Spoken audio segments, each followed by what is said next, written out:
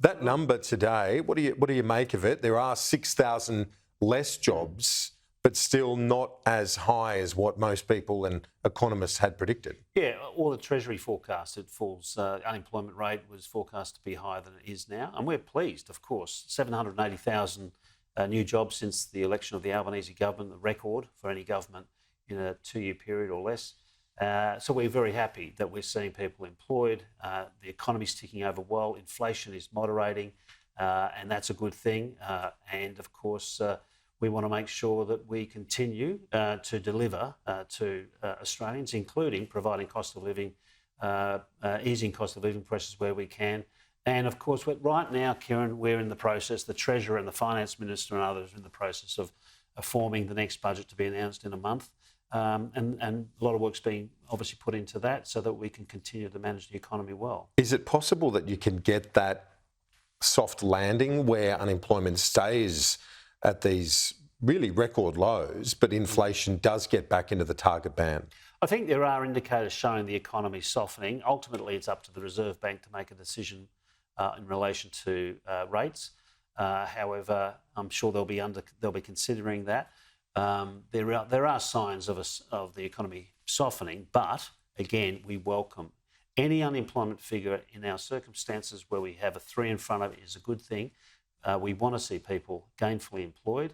Real wages. But we also want to see rates. Yeah, but we don't. Rates cut. We don't want to sacrifice workers to see that. But what we want to do is manage the economy. I think there are signs of some softening, but inflation, most importantly, is moderating, and you're seeing unemployment maintained relatively low.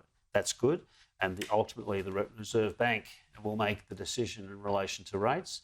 And I'm sure they'll think about that very carefully because people, of course, are finding finding it tough, and we want to make sure we can ease that pressure that's on household budgets. Yeah, so while many economists would say the unemployment rate needs to be higher for the RBA to move, you're not in a position, and you could never be in a position where you're cheering on job losses. That's the fundamental point, isn't it? Yeah, and I think there's a revision on the orthodox view that you have to see unemployment rise to see in interest rates fall. I think the Reserve Bank will take into account a series of factors across the economy, and I'm, obviously ultimately they'll make that decision. But what we'll do as a government is continue to manage it.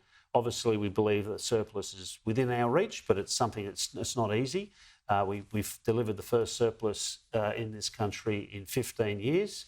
And I know the Treasurer and the Finance Minister, Prime Minister and others are working hard to make sure we manage it well. The IMF just released its fiscal monitor, which had the government up to second now in terms of the G20 and the strength of the bottom line. But when you've got a strong bottom line, there'll be a lot of pressure on the government to deal with other things like the jobless payments, the unemployment benefits, things like student debt.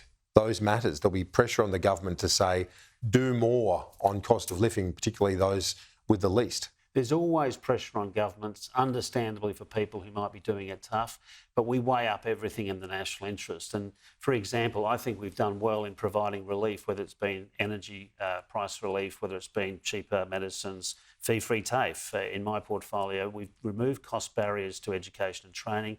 Those things are important, but we've done it in a way having regard to making sure there was no overall impact on inflation adversely.